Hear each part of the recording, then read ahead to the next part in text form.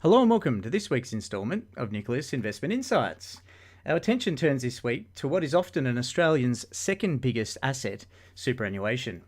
At nearly $3 trillion, Australia's superannuation system sits as the fourth largest national pension scheme in the world, and is not bad, which is not bad considering, of course, we make up under 0.5% of global population. Super means a lot of things to every Australian. For some, it's a tax-efficient long-term savings vehicle that, if managed well, can provide security and reassurance that retirement will be comfortable and reliable. For others, it is an annoying mandated deduction of their hard-earned wages, robbing them of current opportunities and lifestyle. For the financial sector, it's an absolute goldmine. Long-term, constantly accumulating capital that is lightly monitored by its owner and with plenty of opportunities to deduct fees and charges. So it's not surprising that since broad superannuation was introduced in 1992, a literal army, nearing the size of the Australian Defence Force, has sprung up to help everyday Australians service the growing pool of funds. But is superannuation in its current form fair and equitable? Or does it favour the wealthy with healthy tax breaks and in effect become irrelevant for those without consistent incomes across their lifetimes?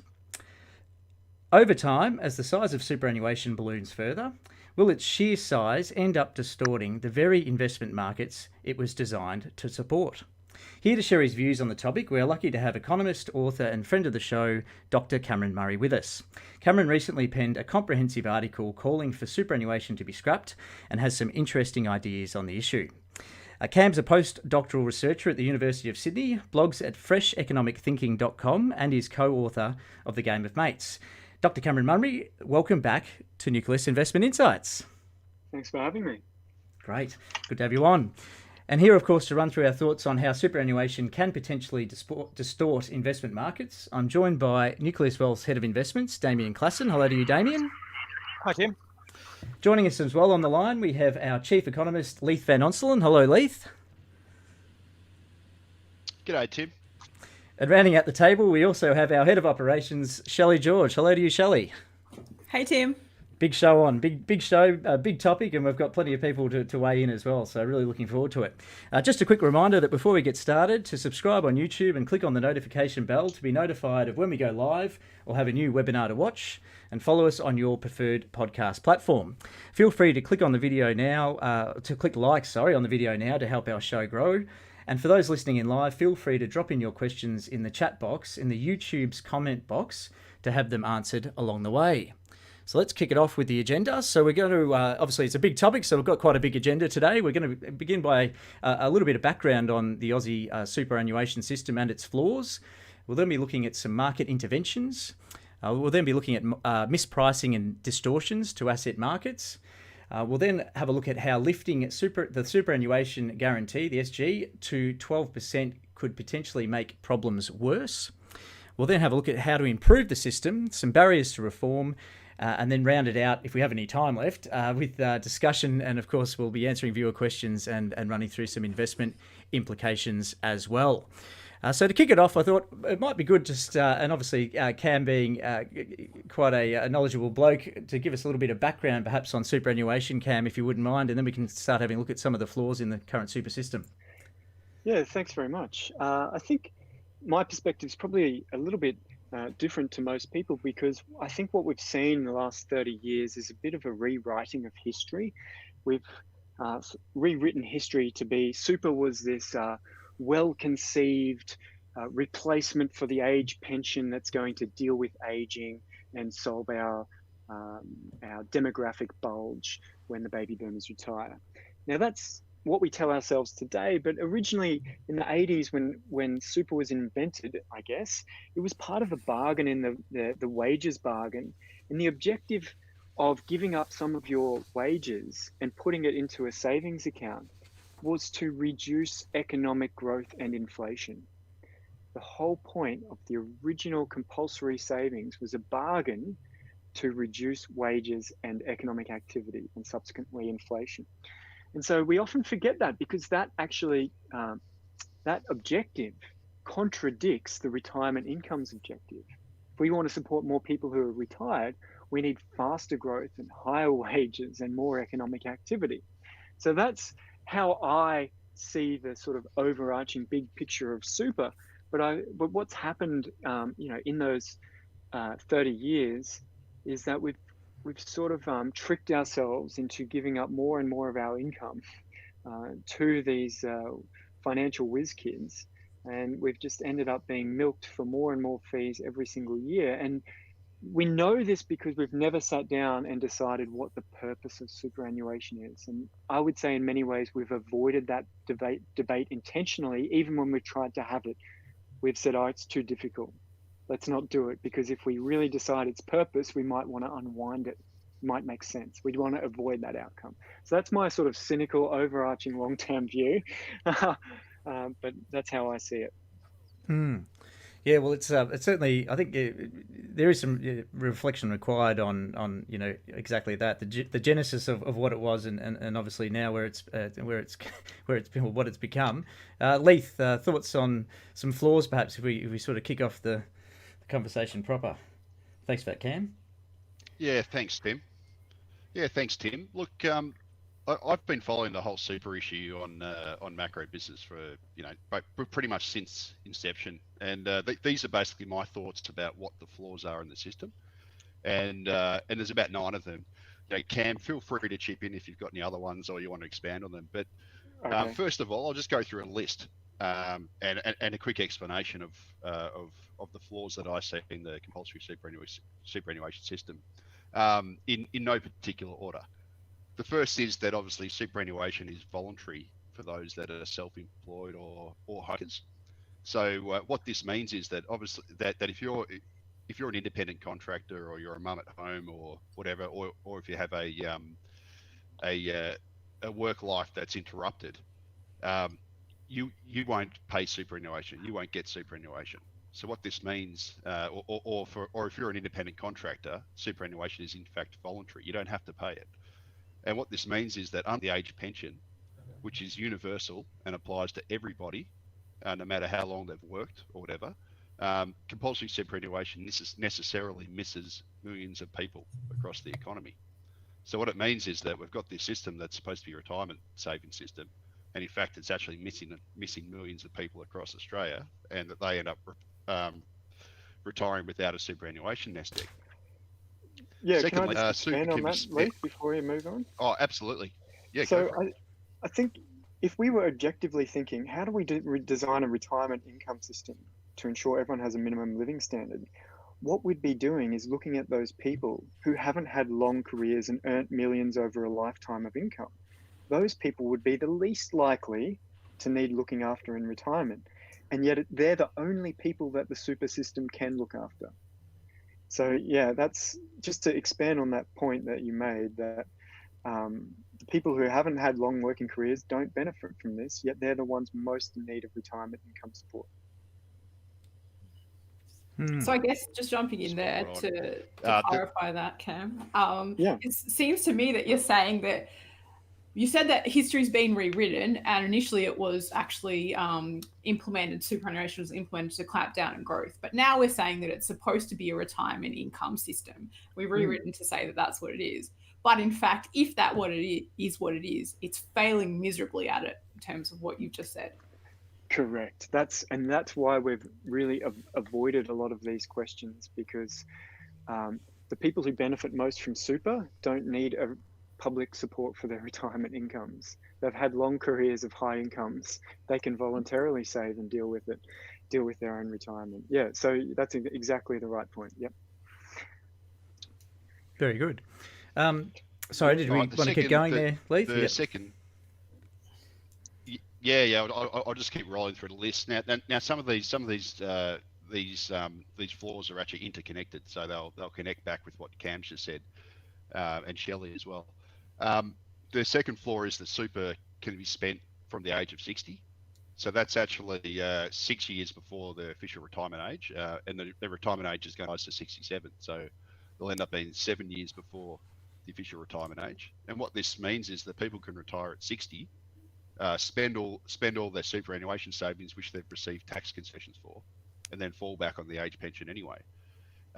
Whether or not you think that's a big issue or not, that's up to you, but it's just another flaw in the system. The biggest one, well, one of the biggest flaws is that most superannuation concessions go to where they're not needed. That is high incomes.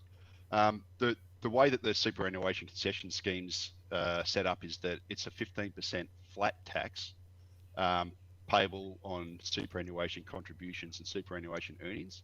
And what that necessarily means is the higher your marginal tax rate, the more super concessions you receive. And there's for anybody watching live who's got the chart pack in front of them, the presentation pack, the chart you see there has come directly from the Australian Treasury.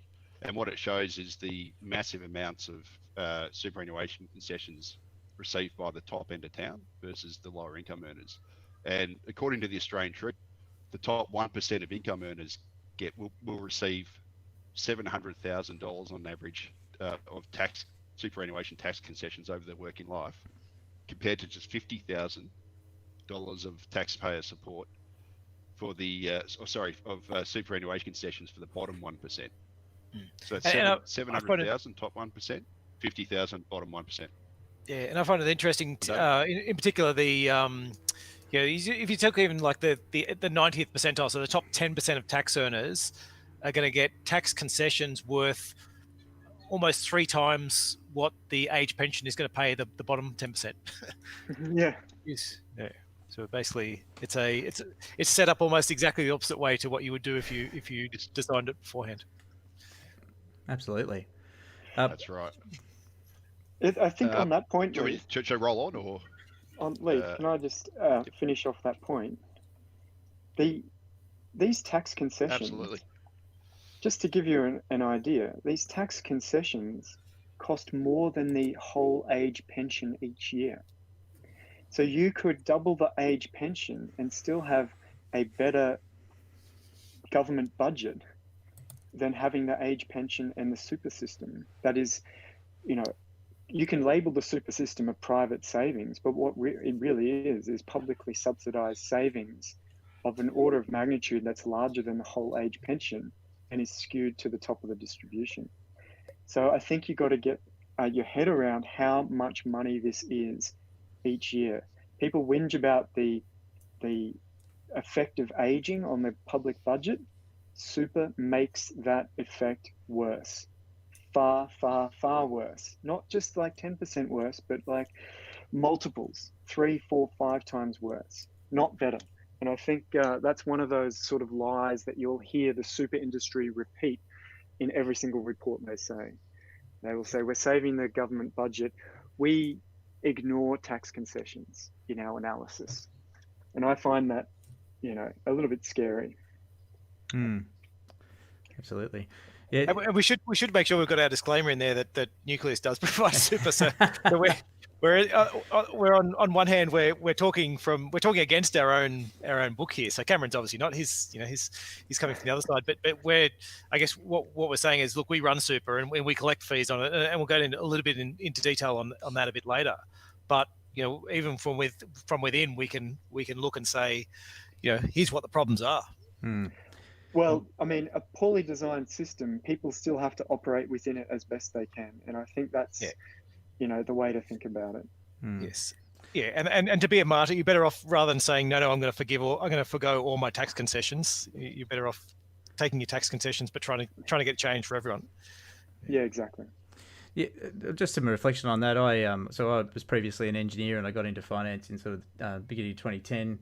Thereabouts, and I didn't know much about super, and learning the trade in the financial advice sort of sector. You sort of get your head around the rules, but you don't really see it until you start working in the industry and you see it in practice. And I'd never forget the first time I came across I think it was around about an $8 million pension account for obviously a reasonable net worth client. And then seeing the just sheer amount of income being thrown out, which was in effect tax free, and then just sort of thinking, hang on a second. How does this work again? Like, how many people are there in the upper bound that you probably wouldn't meet on the street so much, but as the rules were, and obviously the rules have changed now, and that sort of they've tried to tighten that up a little bit, but it's still on the northern side of pretty favourable for people with larger blocks of money. So it's one of those things until you see it in practice. I think you don't really head around the scale of the large S of the system. Very good. Did you want to? How are we going there, Leith? Right, keep going. Yeah, yeah, that's right. I'll keep going, but some are actually very quick, so we don't need to go into depth because they relate to they're very interrelated. The next one is balances. Obviously, the super nest eggs at retirement is a function of how long somebody works and how much they earn.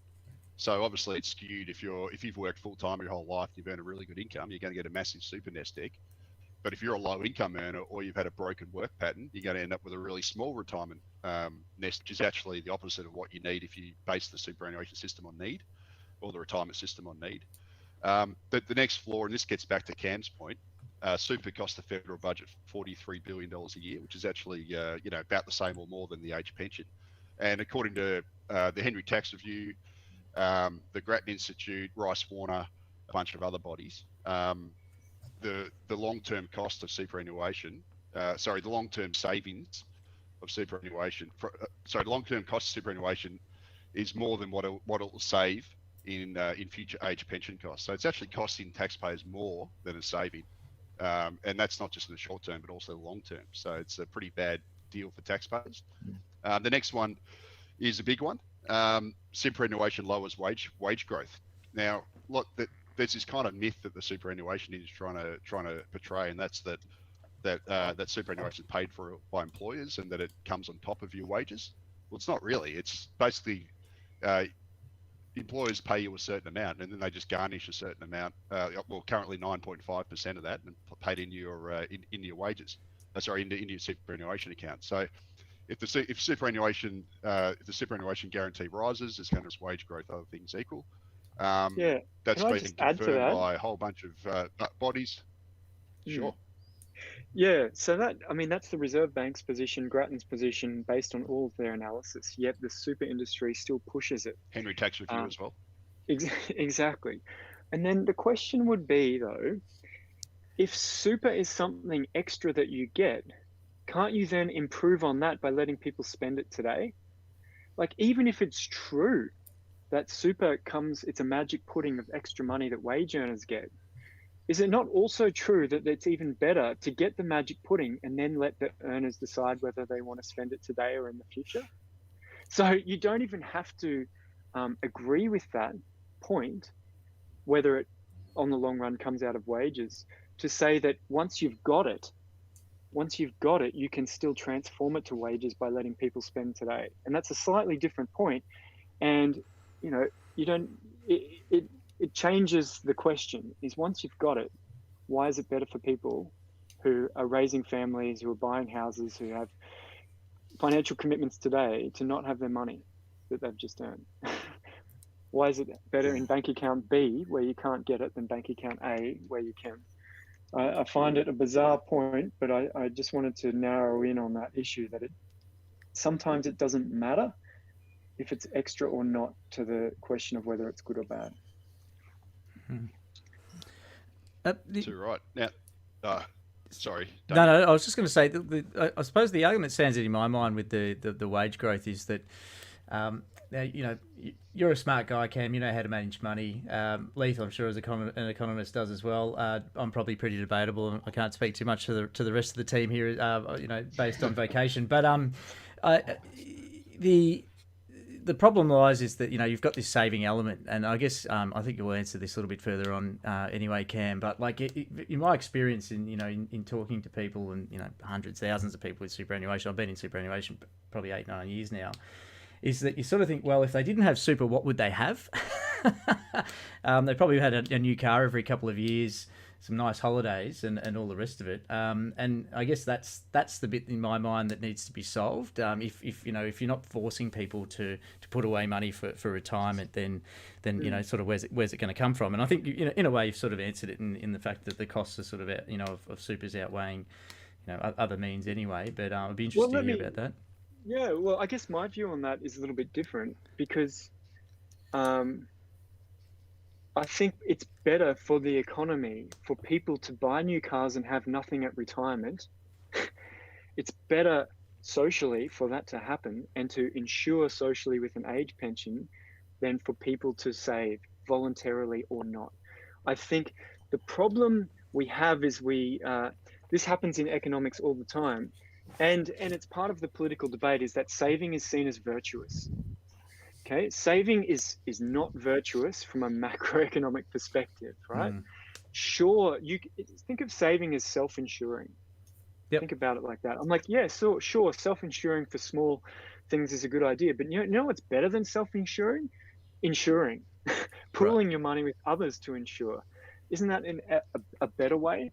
So I don't care in what people spend their money on, and if they have zero, because guess what? We've insured socially in a much better way than what anyone can do with private insurance. Because at the end of the day, they can save, do all these great things, get to age 67 and lose everything, gamble everything away, lose it on an online romance scam, which I know, the single men in their late 60s and 70s do get scammed by. Look, the public insurance system still works. Yep. So I guess I would push back against that saving is virtuous point and say, well, socially we know that we can insure, we have a welfare system, we have a retirement system. These systems are better than individual self-insurance. So I would have a quite different view about that. Fair enough. I suppose I'd just add to that quickly that obviously if compulsory superannuation is costing taxpayers more than it's saving in age pension costs, well, obviously running the superannuation system this way is making it means the government isn't able to spend as much on the age pension. So if they didn't save, if in a different world we didn't have compulsory superannuation, the government would be able to dramatically lift the age pension, which would take care of that problem anyway. Yeah, it's almost like the amount of social insurance that we can provide is bigger if people don't try and also self-insure. Well, I think what you're missing, Cameron. I tell you what you're missing, Cameron, in the bigger scheme of things is if you've got an average superannuation balance of whatever it is, 250 grand, and we've also got the highest debt level in the world. So you've got another 250 grand in your super and 250 grand extra in debt on the other side. That there's you get to charge fees on the income, and you get to charge fees on the banks, and you've just increased the costs by double by having it on both sides. And I agree, and a lot of people are stuck in that situation. And this is going to be me. I'm going to pay off my house a bit, but what I'm basically doing is not paying off the end of it till I get my super, and then I'm going to pay off the rest with my super when I'm 60, and then I'm going to get the age pension. I mean, it's the obvious thing to do. Why would you not do that? You've been forced to separate your balance sheet, right, into these two, the bank loan and the super thing. But, if you consider the balance sheet as a whole, you're at zero. You just merge them together when you're able to.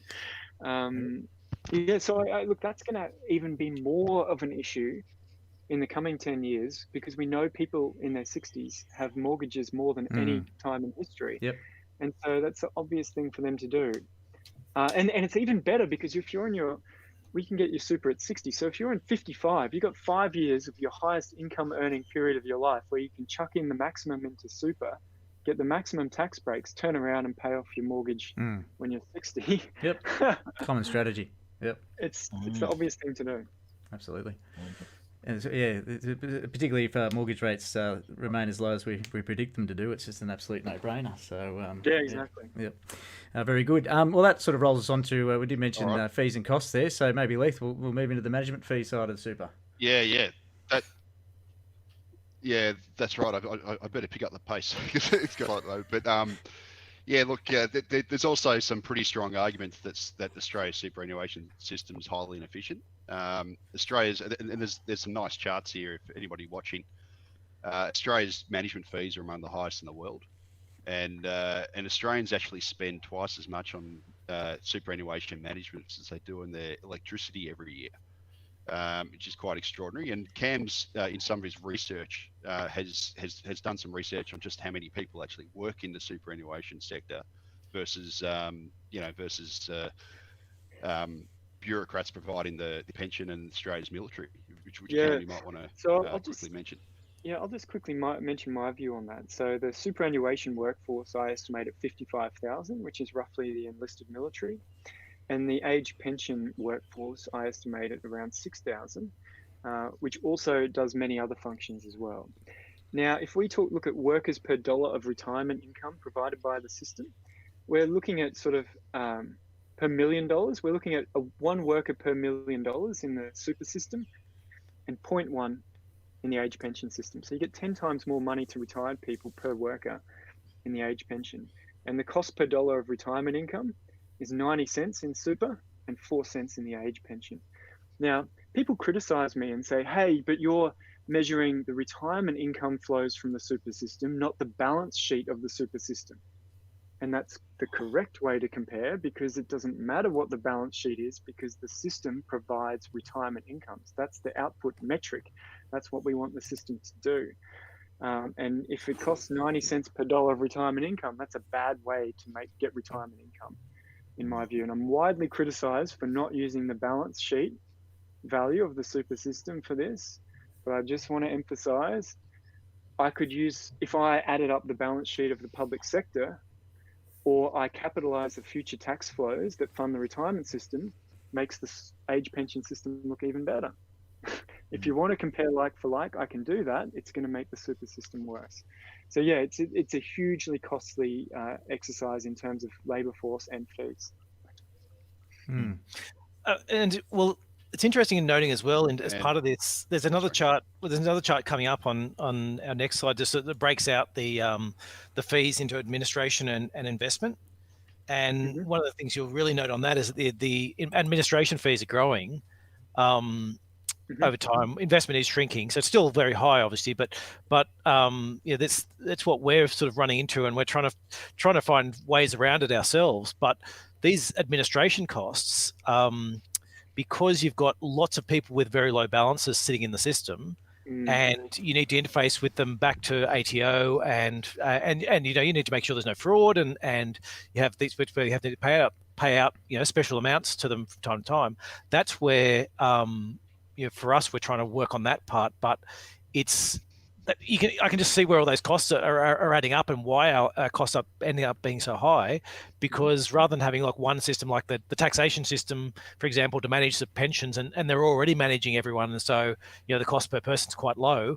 We've got a whole bunch of super funds all around the place trying to replicate what's being done, and crossing over and trying to deal with these issues, and interface with tax systems, which is actually adding to those costs over time.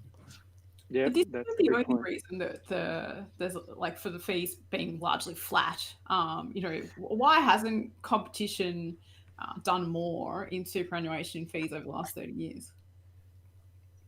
Because they don't have to. Because they're making money. You know, it should have. That's right. Well, what does economics say? It is kind of bizarre.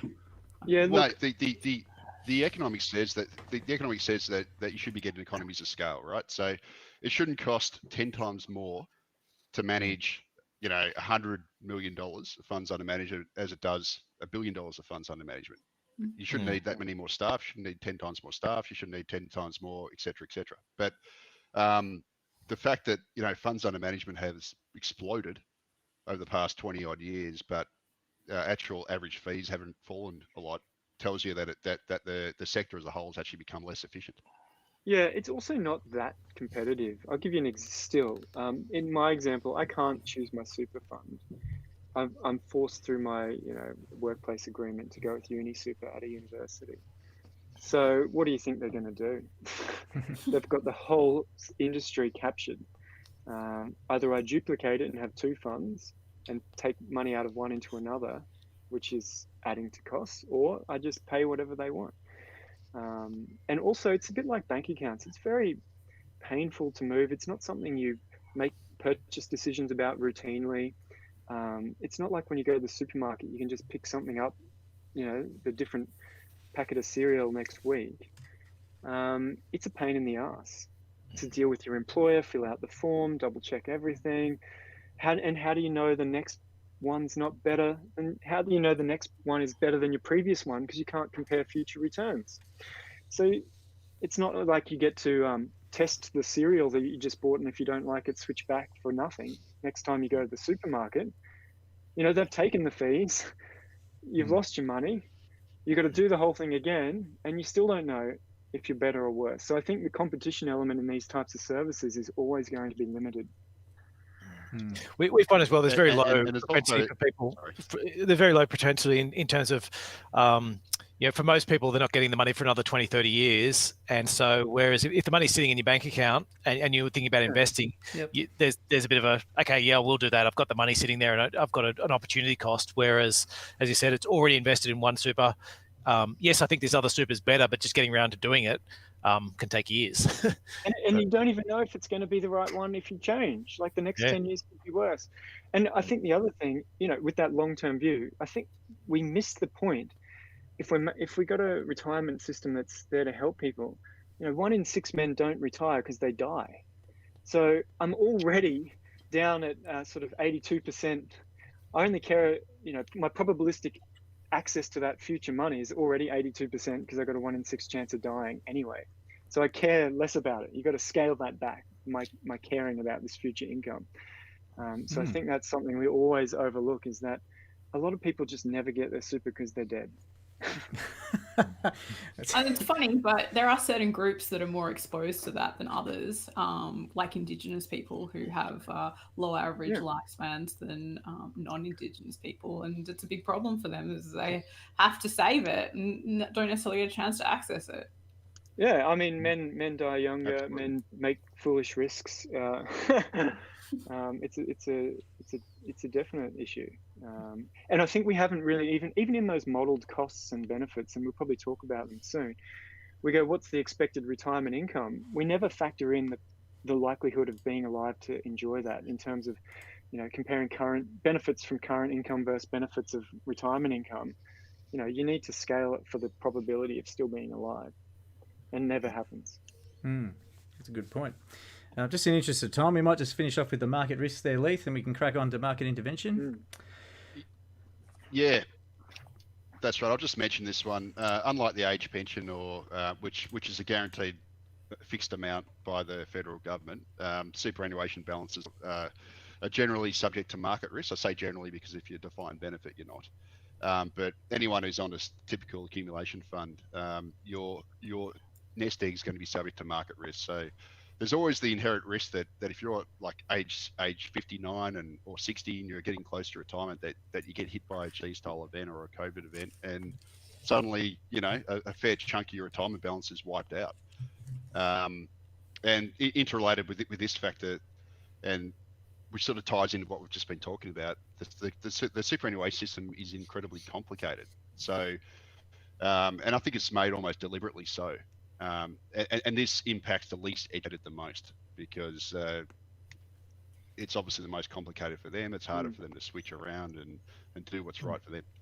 Yeah, be basically saying to somebody on minimum wage, here you go, make a complicated decision. Otherwise, your retirement stuffed. Whereas for somebody on a higher wage, as well, even if they did, for the highest one, even if they did lose 20% or 30%, they're still they might still be fine in terms of living a retirement bit. Well, they've got other assets, haven't they? Yeah, it's one of those things you can wait the market out a little bit. Yeah. Hey, market interventions. Let's get into it. Yeah. Yeah. I'll run through these relatively quickly because there's a few other ones I want to talk about. But I wanted to talk about some of the issues that have popped up just recently. One is that ASICs basically stopped giving out licenses. And it's this whole idea of they want to try and combine funds for scale. But the flip side is, and it's sort of in a curious economic way, basically we're saying, well, if there's less competition in the sector, then we'll have lower prices. And it's it's sort of especially from a liberal government, it sort of seems like a very curious thing to say, well, no, the market's not working, so we need to get in there and weed some out. The second, and that sort of leads on to basically saying, well, are we going to be better off with oligopolies? We're going to be better off with four big super funds that are going to do everything for us. And if that's the case, then I guess it's one more argument back to Cameron's about, well, why not just have one and let it be a government appointed one? Can I just quickly say that's possibly the worst way to design a market, is to not allow new entrants. I mean, That's the secret source of competition. Competition, I mean, we teach it in the textbooks of having many suppliers, but the real secret sauce is having new entrants from other markets that can take inputs and produce an output that sort of competes in this market. Because oligopolies, even if you've got 25 companies, they can learn to get to the monopoly price if they're sheltered from entrants. That's right. And I think, yeah, my view is that's not good. And I think if you get to the point where you've got a government fund, you're already at the point is, well, why does the government need a fund? They're the government. All they're doing is trying to transfer incomes each year to retired people. They don't need a fund. So everything unwinds once you get to that point. Yeah. Well, and then we've got this part about this, weeding out the under. We're going to legislate against people having poor performance. Effectively, is by saying, okay, we're going to name and shame anyone who's underperforms. This is a new one that's sort of come out as part of the recent budget. Yep. And so they still haven't worked out the details of it, but it's basically, here's your bottom 10 performers or whatever up on a website, and nobody's allowed to put new money in it, or some sort of penalty for these ones. And to me, that's then basically saying, well, you've basically just said to everyone, every super fund out there, okay, if you're going to take any risk, you run the risk. You run the risk of actually losing your fund, getting shut down and losing all your members. And so don't try and outperform. Like, everyone should just try and hug the middle. Everyone's going to basically sit there and go, well, I just want to get market performance because I don't want to run the risk that I underperform, and so I don't want to be last. And so let's all hug. Let's all sit around this index. Wouldn't the interest of the funds be to start lots of small niche funds that do this, so that you can stack the bottom of the distribution with these tiny funds that have essentially no money? Just permanent losers. It's like a sacrificial low-performing fund. Put $100 in it, jump the hoops, and go, hey, this is your rule. Like, that's going to be gamed. It's a stupid rule, A, and B, it's going to be gamed. Yeah. Well, thanks for throwing that one in there, Cameron. Hopefully Ian Silk isn't listening in, or one of those big fellas. So anyway, we'll wait and see. So that's the market intervention side. The other part I wanted to go is just like, how do super funds actually influence asset markets? Because I think there's a few things going on in this area that I think people should be aware of, at least in terms of when you're investing. Is, as far as I can tell, especially the industry funds have sort of bought this idea of this Harvard-Yale model, which is you invest in a lot of private assets and unlisted assets or private equity and these alternative assets where you get what's called a liquidity premium. And so what that means is that because these things aren't listed and don't trade on markets, you can buy them cheaper. And if you're a big fund that doesn't need the money for years and years and years because you're either an endowment or you're a superannuation fund and you've got quite a long time, then you can invest in these and harvest this extra premium for it. And that was certainly true when these things started. As you can see from some of these longer term returns, they got these great longer term returns. But the last 5 years have actually been really bad for this, and even longer than this. This is from a study that from a couple of years ago. I think it's almost 10 years now of bad performance from these.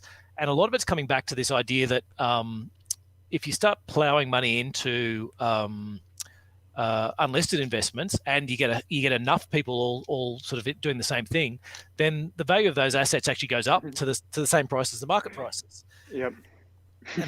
and that's where we are now, which is you sort of at the stage where, arguably some of these assets are even more overpriced when you get some of the, your WeWorks and things like that, where they're sort of trying to keep them off market for longer. So Damien, can you think about it as like, it's almost like analogous to inflation, where it's like you've got a limited set of something. In this case, you have a limited set of assets. And as the dollars flowing into that increases, then the prices do that people purchasing them at do, and then the returns decrease.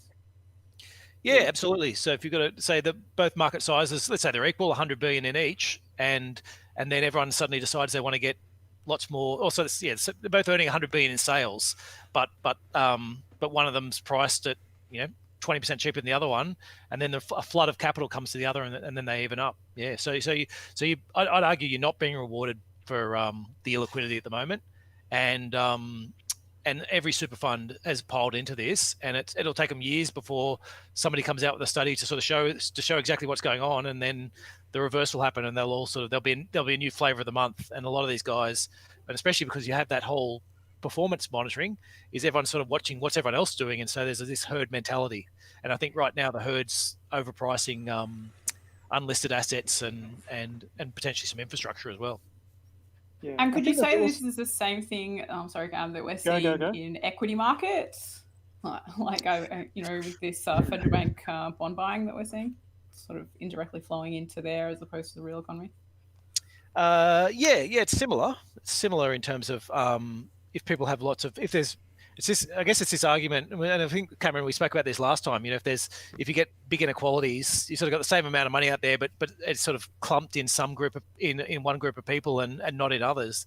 Then that money gets saved in the people who have more of it, and so then it gets put back into asset markets, whether it be houses or unlisted or infrastructure or I would also say that evidence you've got of the declining returns of unlisted assets is very much indicative of this savings glut sort of story of what's happening in the world these days. Is that people are not spending on new goods and services because of this unequal distribution. The wealthy earn these incomes on their capital, and they just keep plowing it back into assets. And we don't really need a compulsory super to add to that. There's no shortage of funding for businesses. And you see that a lot from the super lobbyists will say, we need super to fund all this stuff. And I think what you've shown there is evidence that, look, there's so much money floating around, we really don't need super. You can't get a premium. There's nothing left to buy. Yeah, that's actually a question from one of the we got a question on the YouTube just talking about questioning the fact about savings not being good from a macro perspective. And it's the same thought, isn't it? When you've got times of high inflation, so back in the 80s, high inflation, and you do want to take a bit out, then convincing people to save is a good idea. But when you've got a savings glut, then giving people tax credits to save more is not helping. Yeah, exactly. Very good. I spoke a little bit about the financial services earlier. This is another place where I can see distortions by the super, but it's this idea that we spoke about having double the fees, but also within these, there's multiple layers of fees within, where you'll see like most superannuation funds are a fund of funds. So you're paying a superannuation fund to manage your money, and then they're paying somebody else to manage that money. And sometimes you can even go another layer down before the person. So there's actually a lot of fees bouncing around. I think, what was your number, Cameron? Was it 45 billion or 35 billion?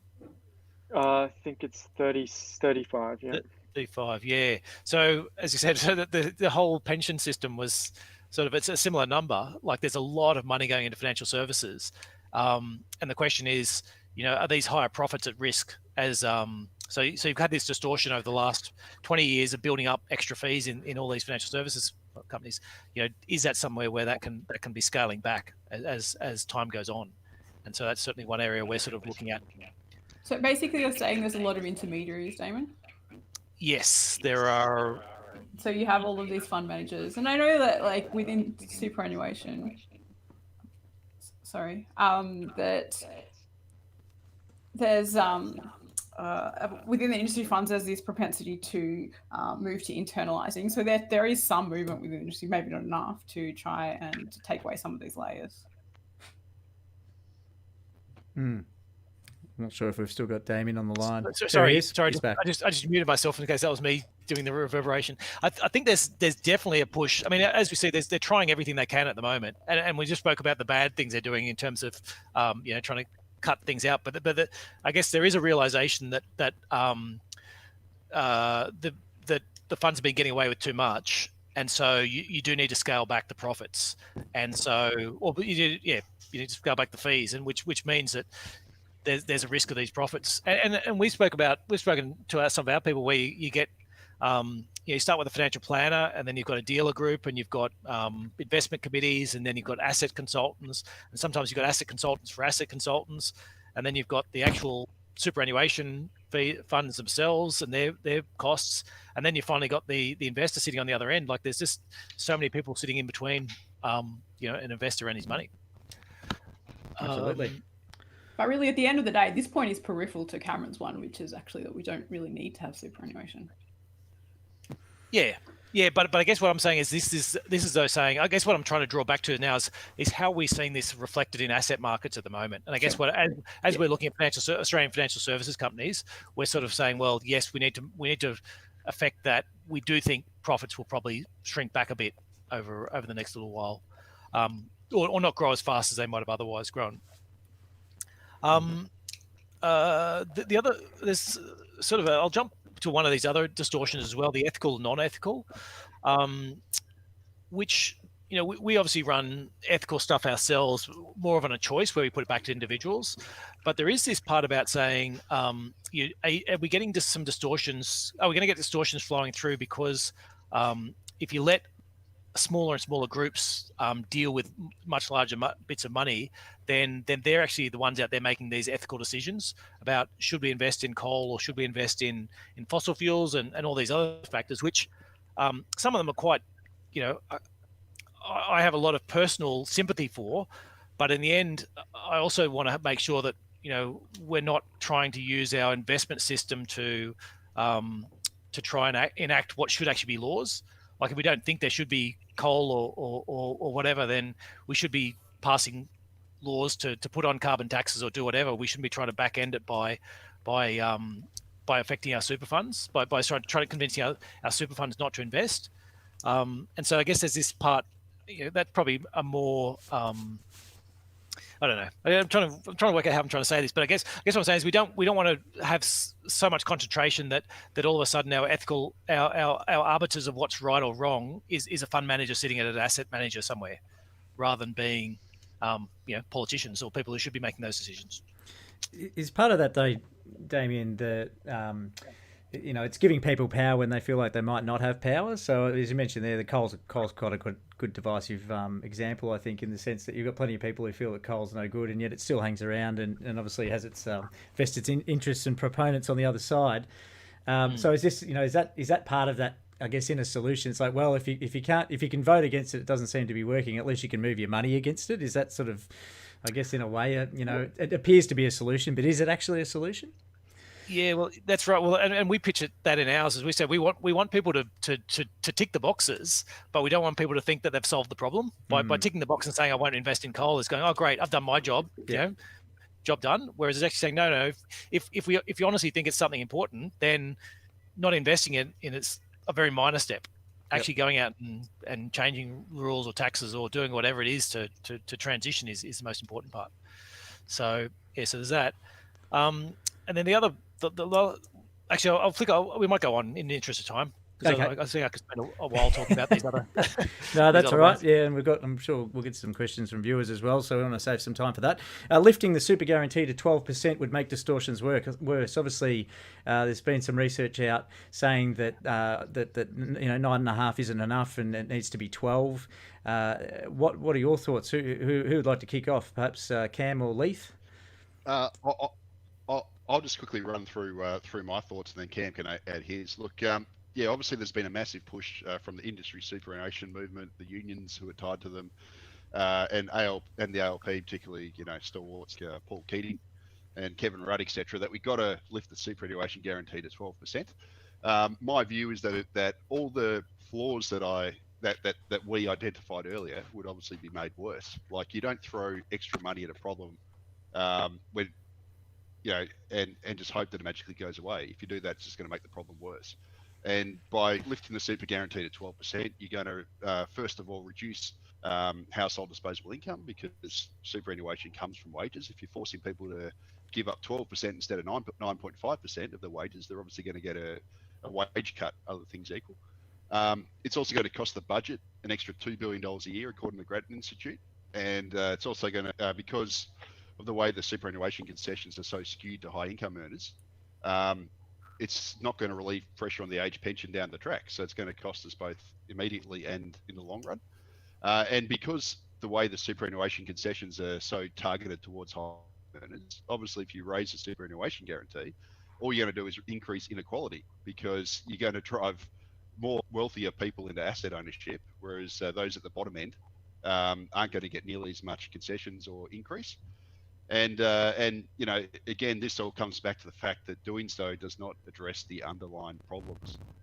So, talking about lifting, an alternative to lifting the super guarantee, apologies, to 12%. Yeah, well, shall we? Yeah, We've got a couple of tables here. That's all right. Look, I'll just go in. That's right. Yeah. So look, I've basically, I think a good alternative, and this is a very simple thing we can do. It's not going to cost the budget any more money. It's not going to take anybody's wages away, but it will improve the long-run sustainability of the superannuation system. It certainly won't fix all the problems, but it'll make the problems, you know, less bad.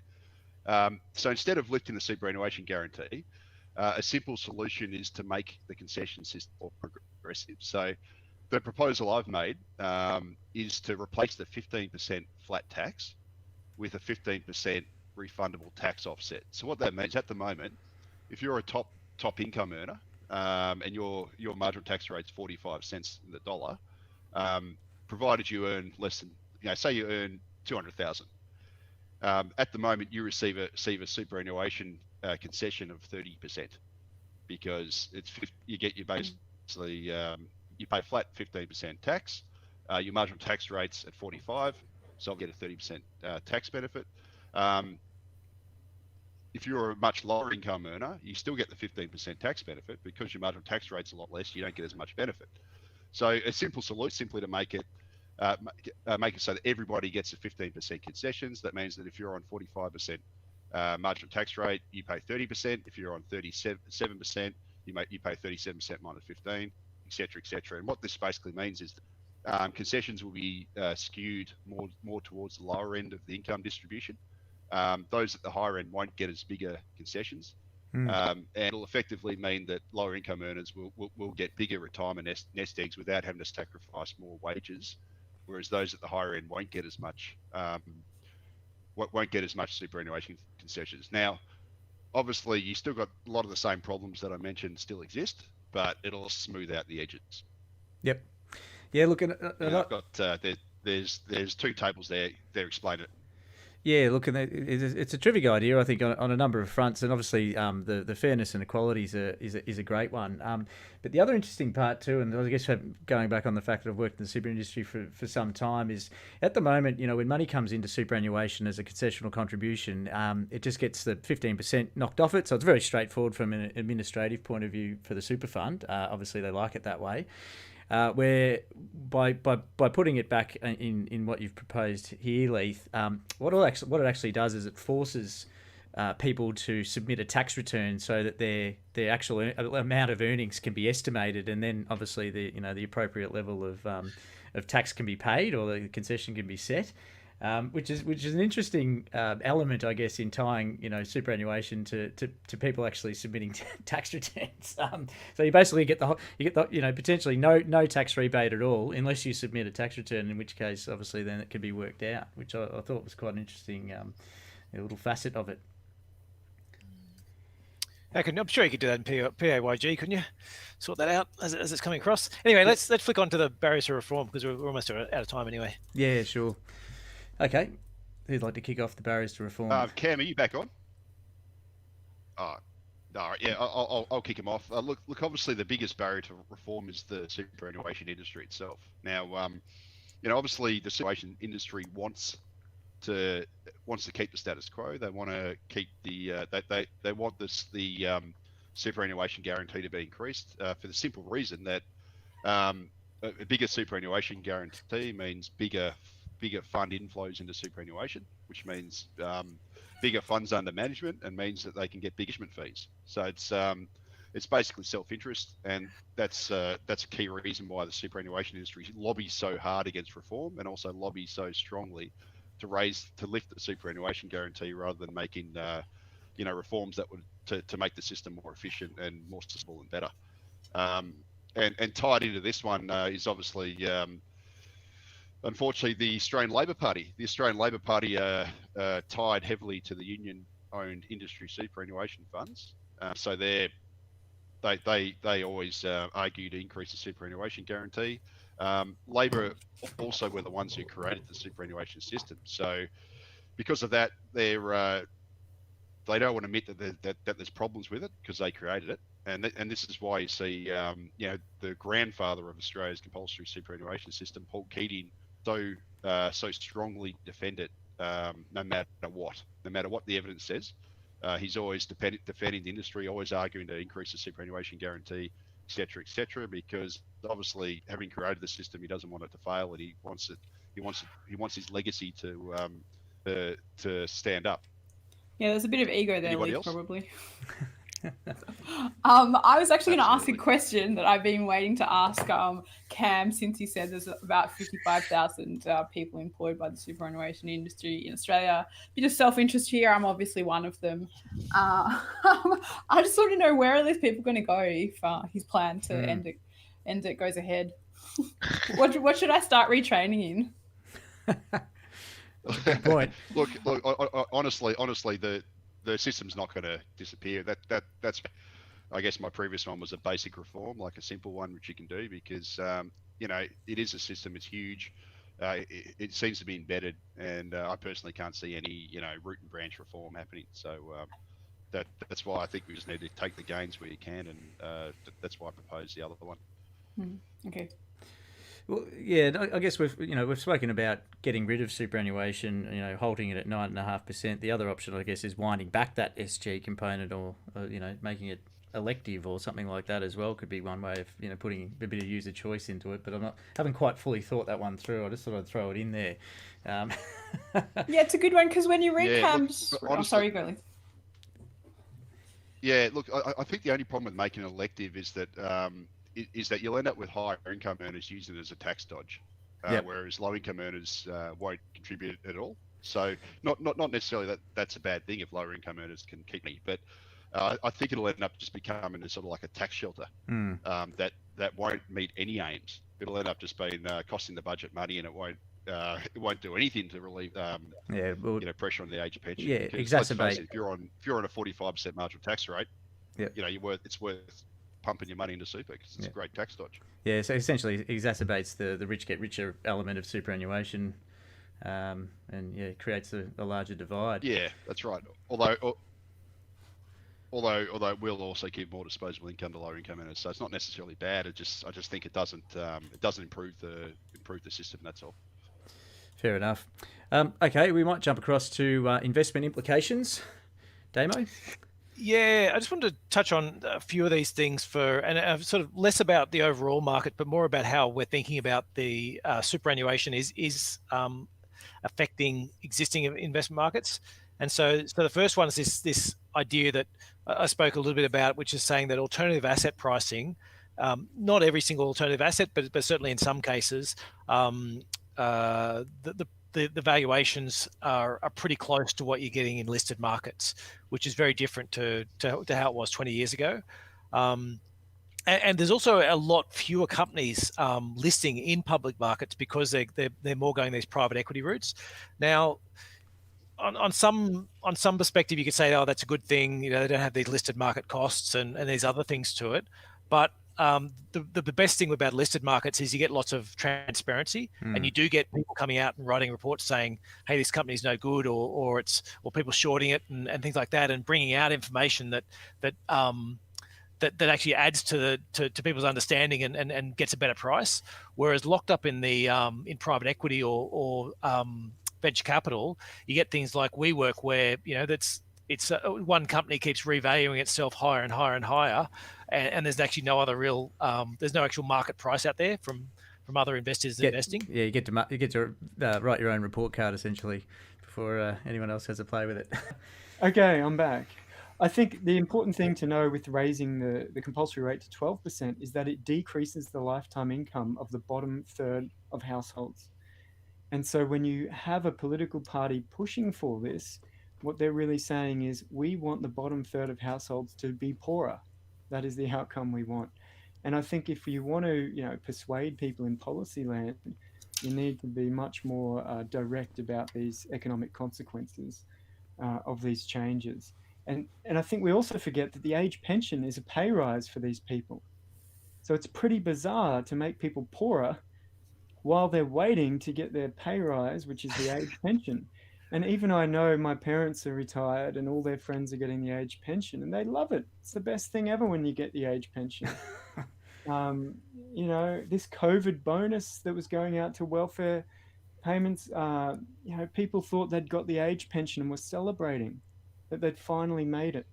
Because people, when they retire and they're on the age pension, they report in surveys that they have very little financial worry. They're very happy. It's the greatest sort of welfare intervention of the 20th century.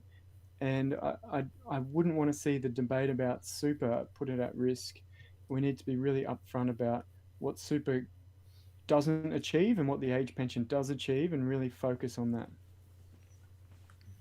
Very good. Do you want me to jump back? Sorry, just jump back in, Damien. Yes. Yeah. So there's this issue with private asset pricing. To me, this is going to get worse before it gets better. It's a bit like they say science advances one death at a time. In some of these, where once theories have taken hold, and there is this theory out there that unlisted assets get you this great return, and so it's going to take years of underperformance while because the valuations are basically equal now before it'll actually take hold that there's not, and then the pendulum will probably swing the other way, and it will be a great time to invest in unlisted assets because you get this big premium. But yes, most of the super funds are very much passengers rather than drivers. And what I mean by that is that when you do get markets move down and move up quite quickly, there are so many people involved in these decision making that they really don't do much. They tend not to. They'll talk about being so moving their asset allocation around, and quite often what they mean is they've got a 70% equity and they've moved up to 73 and down to 67, and so it's not like it's very minor sort of rearranging of the deck chairs. So that's something that'll take a while before it gets through, and we do think there are some exploitable anomalies in there.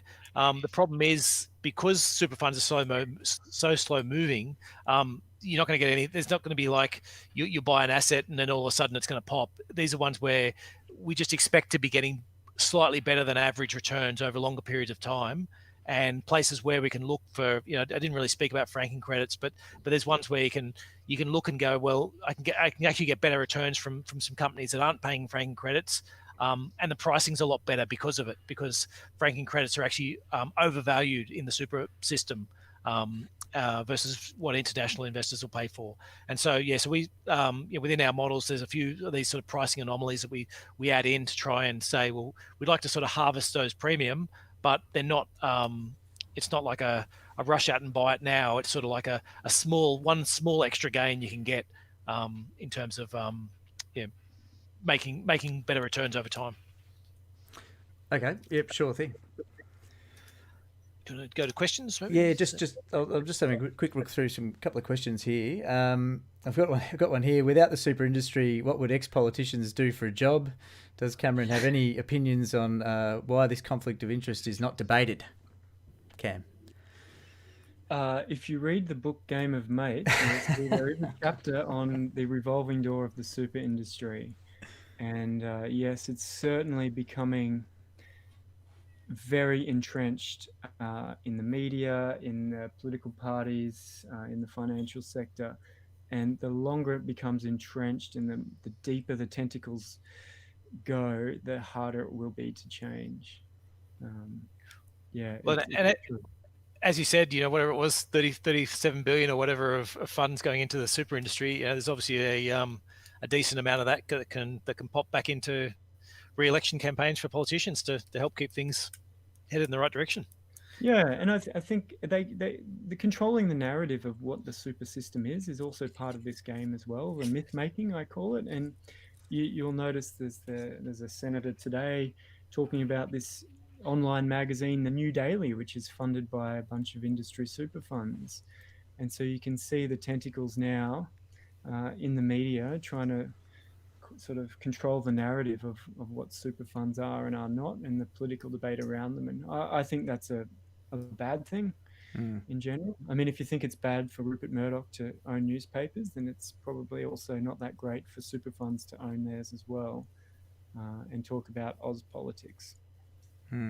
Yep, absolutely. Sorry, Damien, go.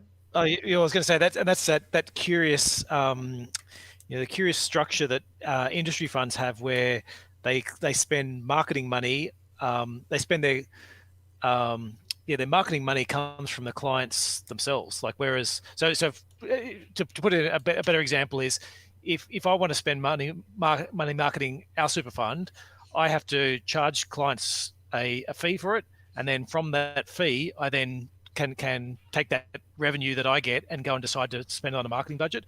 Whereas an industry super fund actually just draws straight from clients to say, and their argument is basically that if we get more members, then we get better economies of scale. So I can justify spending, some of your, Cameron, you're an industry super fund. They can justify spending some of your industry super, some of your super on their own marketing to grow bigger as a company. And it's sort of, there's something obviously that doesn't feel quite right about that.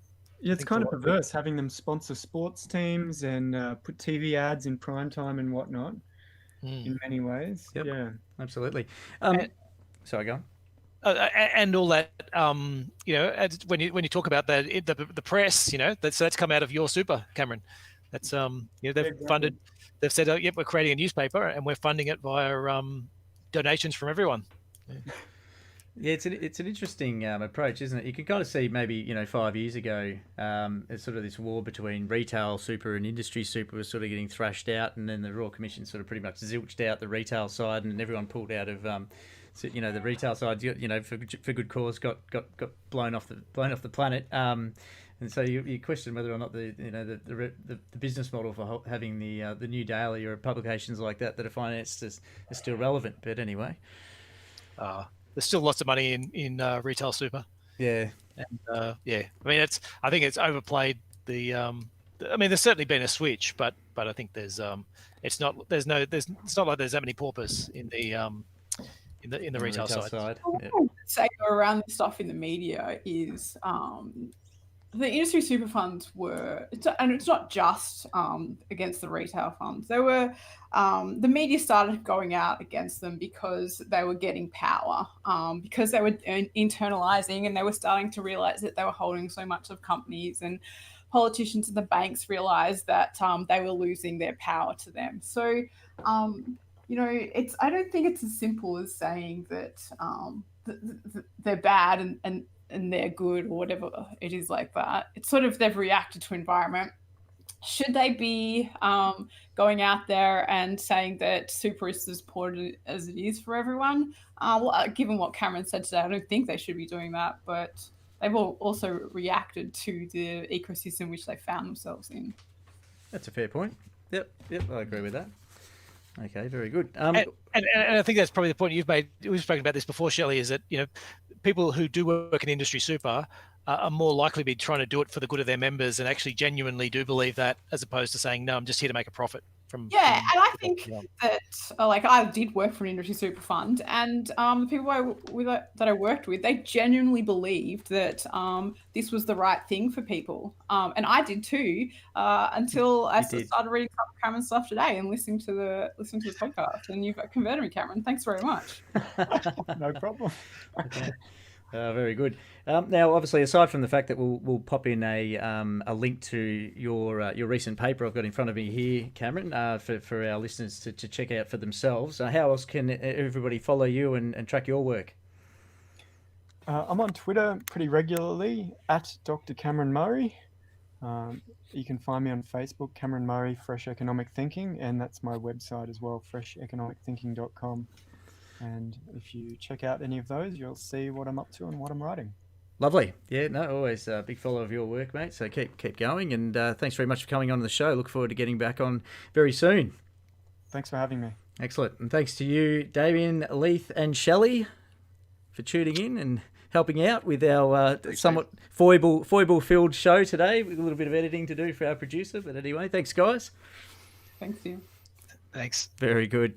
And so we'll jump across to our viewer question of the week, and we'll pop one up here just to sort of get the ball rolling. Which would you prefer, a 2.5%? So this is obviously the difference between super now and where it's been estimated it should go. 2.5% pay rise in the hand or in your super. What would you prefer? Drop your answers in the comments in the YouTube chat, and we can have a look through those and chat about it later. Of course, coming up next week, we have the second part of our series on the topic of is growth the new yield, and we've brought along our special guest Angela Ashton. Angela is founder and director of Evergreen Consultants and Evergreen Ratings. They're an independent investment consultancy company that specialises in helping independent financial planners, small institutions, platforms and fund managers alike. Growth was good before March this year, but what about now? Is it a short-term hit to growth, or is there something more sustained, and can this be used to provide income when other avenues are now unsatisfactory? So for those that regularly listen, we had David Lane cover off on the same topic, and we'll be expanding on it with Angela next week. So tune in Thursday, 12:30 p.m. on the 29th of October for a live chat with us, and of course head to our YouTube channel, Nucleus Investment Insights, to ask questions along the way. Thanks to all those that have watched in live for another great episode, and for popping in your thoughts and questions as well. I hope you've taken away some great ideas. If you'd like to see more of our content, head over to nucleuswealth.com/content to stay up to date with news from us. Follow us on our social media. And finally, if you know anyone who'd get something out of today's episode, let them know about it, share with a friend, and help our show grow. So from all the team, thanks again for tuning in today, of course, from myself. And of course, we look forward to catching you at the next one. Go Cats. Cheers.